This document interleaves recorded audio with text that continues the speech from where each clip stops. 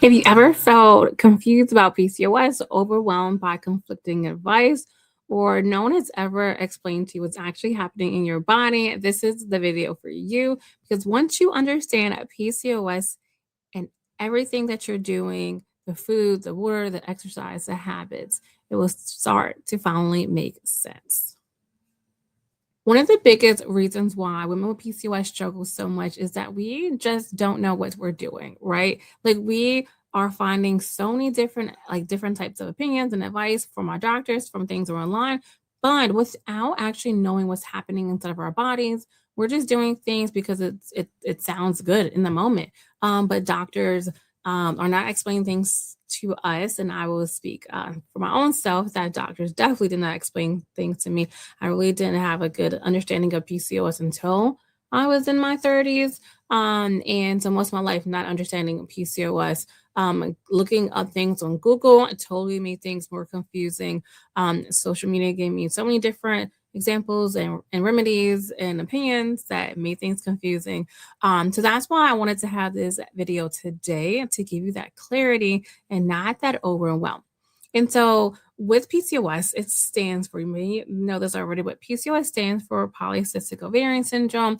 What you may not really know is that PCOS, yes, it is a reproductive disorder, but it's also a metabolic disorder. When I mean metabolic, what I'm talking about, it is something that will impact you from your head to your toes, like literally your scalp to your skin to your energy to your gut issues. There's so many different things. So it's not just your ovaries, it's not just about facial hair, not just about weight, but it's so many different things about PCOS where you're really being impacted by, including your hormones, you probably know, but insulin is a hormone. It impacts your ovulation and how your body actually uses your energy.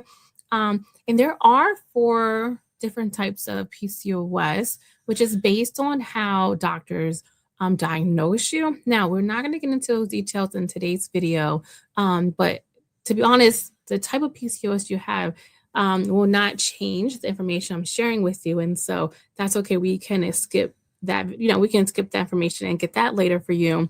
But because there's four different types of PCOS, and the long list of symptoms is different for everyone. That's why PCOS looks different on everyone.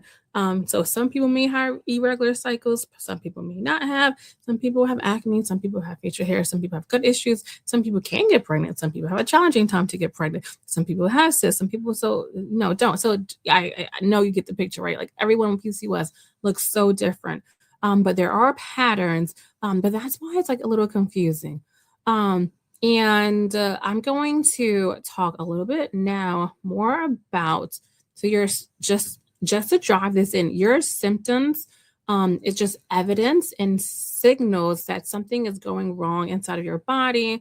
And with those symptoms, if not treated properly, they're going to get worse, which I can say that has happened for me.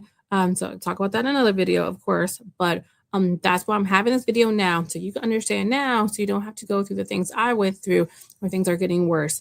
Understanding what's happening definitely make things better for you. And so to keep it straight with you, and very succinct, what's happening is that you are consuming way too much sugar in your body.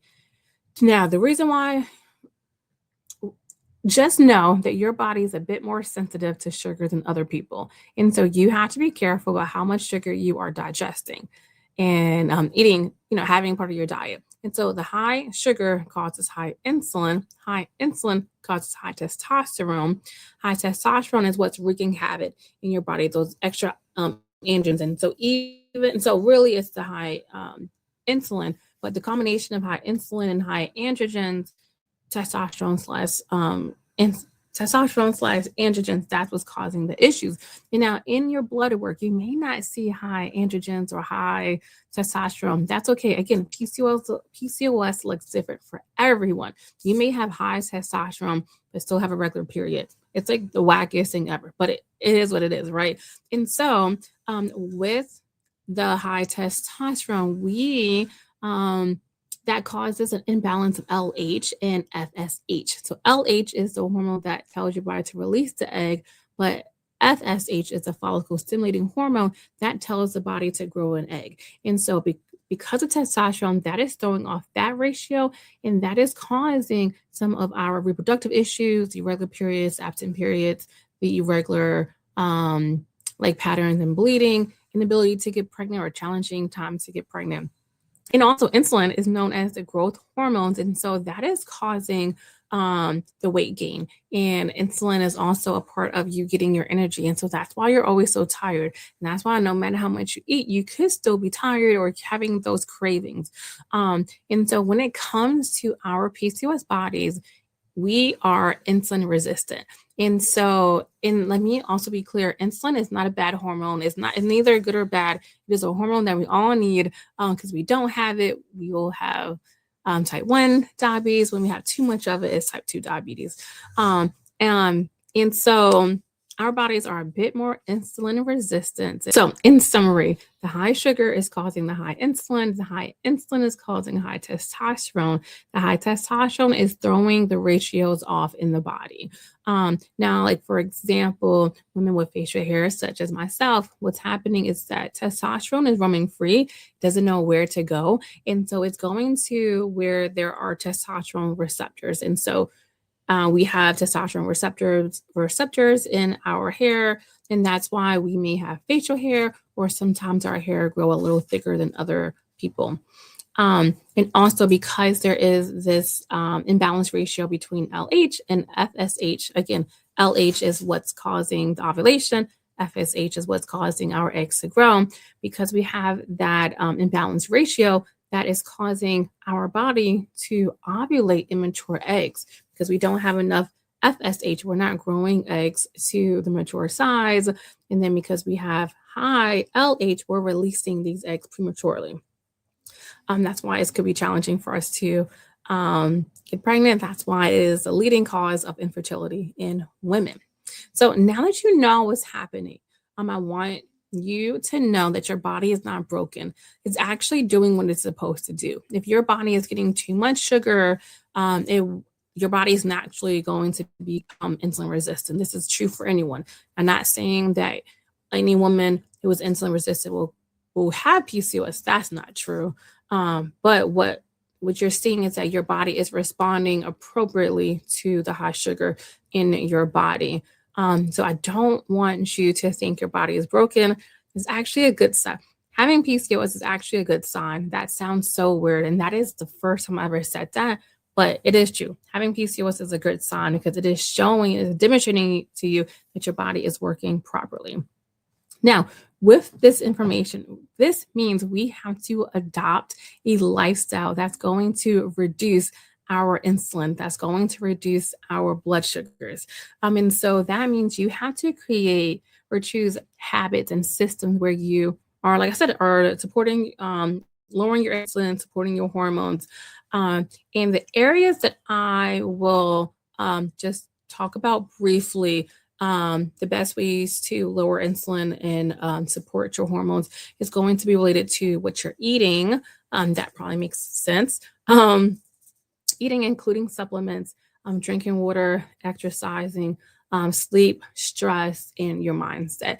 The combination of those 6 things will help with your PCOS. And this is exactly why I'm putting my final touches on the PCOS starter kit that I'm creating just for you. Now, this is for the women with PCOS who just don't know where to start. You may feel confused or overwhelmed, or you may have been recently diagnosed, or you have tried everything and you feel stuck. So this is a guide that I wish I had when I was first diagnosed with PCOS, and what doctors has never explained to me. And so through the PCOS starter kit, you will actually have a good understanding of what PCOS is, how you can eat to support your hormones, how much water to drink, how much exercise you should be involved in, and what's the best types of exercise with PCOS. And as bonuses, a part of the PCOS kit, you're also going to get a food guide, a grocery guide, and just guides. So when you're in the grocery store, like, you know which foods to avoid and which ones to keep. And also like how to eat foods that maybe it's your favorite, but maybe it's not good for your insulin. So how to really navigate the eating in the grocery store having PCOS, but also creating a personal supplement plan. I used to take supplements based on what the internet told me, but really that's not customized to me in my lab work. And so a part of the PCOS starter kit I created a way for you to build out your own personalized PCOS supplement plan. And it's based on your symptoms as well as your lab work. And so it's really all about you. It's about you creating this personal plan for yourself and really starting to get results like soon, like very, very soon. And it does help for you to have that clarity as you're on your PCOS journey. All right, so thank you for hanging out with me today. Today, again, all about understanding PCOS. Tomorrow, we're going to talk about how to apply these principles when it comes to nutrition. And hopefully, today gave you some clarity, and that clarity should help you to build that consistency. Again, you are not broken, you're learning your body, and you're on the right PCOS path. I'll see you tomorrow.